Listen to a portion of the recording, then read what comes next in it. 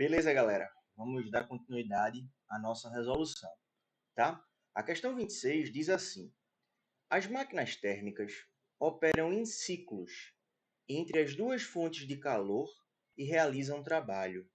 Com relação a essas máquinas, podemos afirmar que, letra A, para haver rendimento, o trabalho realizado por elas deve ser maior do que a quantidade de calor cedida à fonte fria.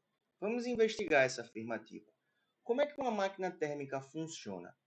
Ela libera calor por meio da fonte quente, beleza? Libera calor por meio da fonte quente. Então vamos chamar essa quantidade de calor, né? De QQ. Quantidade de calor liberada pela fonte quente. Parte dessa quantidade de calor transforma-se em trabalho útil e uma outra parte, inevitavelmente, vai ser cedida para a fonte fria. Agora vamos reler a afirmativa. Para haver rendimento, o trabalho realizado por elas deve ser maior que a quantidade de calor cedida à fonte fria. Isso é falso, pessoal. Beleza? Isso é falso. Logicamente, queremos, né, que essa quantidade de calor perdida para a fonte fria seja a mínima possível. Mas ela vai existir. E existem situações, existem máquinas em que a quantidade de calor cedida para a fonte fria supera o trabalho realizado. Isso implicaria em um rendimento menor que 50%. Mas essa máquina ainda seria possível. Beleza? Então, galera, vamos marcar aqui, ó, letra A, ela é falsa. Tudo bem? Letra B. Todas têm o mesmo rendimento máximo se operarem de acordo com o ciclo de Carnot. Vamos investigar isso também. Vejamos. A fonte quente, ela possui uma certa temperatura. E a fonte fria também possui uma certa temperatura. O rendimento máximo, o rendimento teórico de Carnot, ele depende dessa expressão aqui. 1 menos temperatura da fonte fria sobre a temperatura da fonte quente. Então, mais uma vez, vamos reler a afirmativa da letra B. Todas têm um rendimento máximo se operarem de acordo com o ciclo de Carnot. Isso está falso, galera. Por quê? Porque o rendimento do ciclo de Carnot depende da temperatura da fonte quente e depende da temperatura da fonte fria. Se nós tivermos máquinas térmicas que possuem essas temperaturas diferentes, o rendimento máximo vai ser diferente. Então, a letra B, vamos anotar, ela também está falsa. Ok? E a letra C?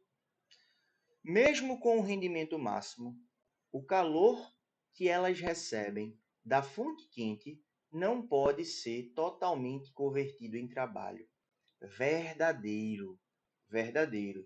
Nenhuma máquina, nem a máquina de Carnot, aquela que tem um rendimento máximo, tem um rendimento igual a 100%.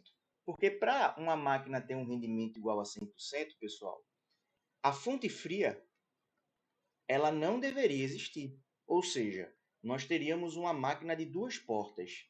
Eu estaria convertendo integralmente calor em trabalho. E isso é impossível, beleza?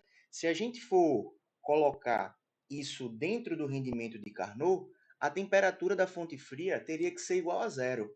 E lembrem-se, quando a gente trabalha com essa expressão, as temperaturas devem estar na escala absoluta Kelvin, ou seja, a temperatura da fonte fria deveria ser o zero absoluto para que isso acontecesse até trabalhando com o rendimento máximo possível.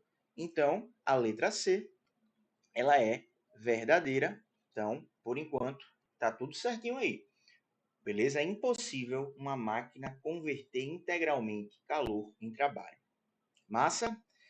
Letra D. O seu rendimento é máximo possível quando o calor recebido da fonte quente for máximo. Bem, o rendimento é máximo quando a gente trabalha com o ciclo de Carnot. E o que o ciclo de Carnot nos diz?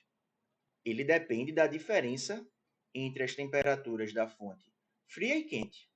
Ou seja, o rendimento máximo não vai ser quando retirarmos a maior quantidade de calor da fonte quente, e sim quando houver a maior diferença de temperatura entre as fontes quentes e frias.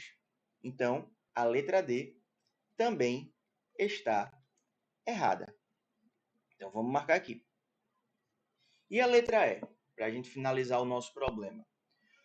O seu rendimento é máximo possível quando as temperaturas da fonte quente e da fonte fria são iguais. Bem, isso está completamente errado. Por quê? Porque se essas temperaturas forem iguais, pessoal, não vai haver fluxo de calor. Qual é a única e exclusiva causa das trocas de calor? Diferença de temperatura. Então, se não há diferença de temperatura entre a fonte quente e a fonte fria, não vai haver fluxo de calor. Então, eu não vou conseguir, seja máximo ou não, converter calor em trabalho. Caso a temperatura da fonte fria e da fonte quente sejam iguais, essa razão vai dar 1. 1 menos 1, 0. Ou seja, se essas temperaturas forem iguais, não há rendimento. Então, a letra E também é falsa. Ficamos assim com a letra C. Beleza? Espero ter ajudado. Até a próxima questão.